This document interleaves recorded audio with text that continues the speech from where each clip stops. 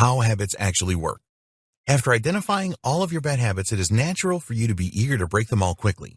But you need to be patient when it comes to breaking habits and forming new ones. There is no quick fix for this no matter what anyone tells you. Some methods work faster than others do, though. It is going to take time to break a habit and form a new one.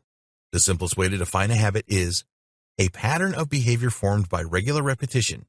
It is an acquired mode of behavior. Let's dive a little deeper into this statement. Pattern of behavior. Habits are something that you do on autopilot, but they all have patterns to them. A good habit is driving a car safely. When you first learned to drive, you had to pay attention to everything, and it was probably pretty stressful for you. Once you learn to drive, you do everything automatically and just concentrate on the road. But it is not really automatic. You are just following patterns of behavior that you have learned and perfected. It all happens very quickly, so you could be forgiven for thinking that it is automatic. This is important to understand because it means that you can always break a habit. Regular repetition.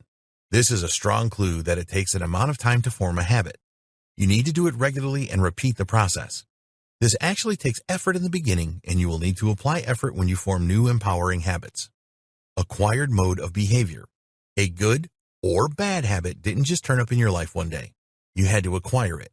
You made a conscious decision that you wanted to create the habit, and then you put time and effort into it. Every habit starts somewhere. You had to learn how to implement the habit. Some are easier to learn than others. There is no singular formula for habit formation. Everyone is different. If you are someone that is naturally active, then going to the gym on a regular basis will be an easier habit for you to form than someone who is not inclined to do this. If you have led a sedentary lifestyle for a long time, then it will be much more of a challenge for you to form a going to the gym habit. Different habits require different approaches. If you want to quit smoking, for example, then this will require a very different approach to wanting to go to the gym 3 times a week. There is no single formula for habit formation. Don't believe anyone that tells you that there is.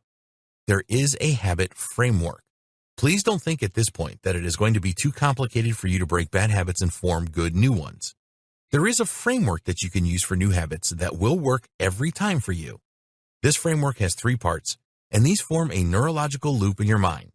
They are remind, routine, reward.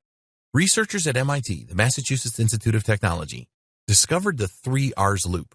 Their research showed that these 3 elements were essential in the cycle for habit formation. It is important for you to grasp this, as it will not only help with the formation of good new habits, but also with the breaking of existing bad habits. We will discuss this in more detail in the next video. Your habits define you. Here's something that you must know. Your habits define who you are. The routines that you run every day of your life are responsible for what you do and how productive you are, and will be responsible for how you run your life and even your happiness. So the question is, are you in control of your habits, or do they control you? The answer to this is both. You can always control your habits. This is what this training is all about. But remember that habits are powerful, and once you establish them as part of your everyday routine, then you will execute them on autopilot.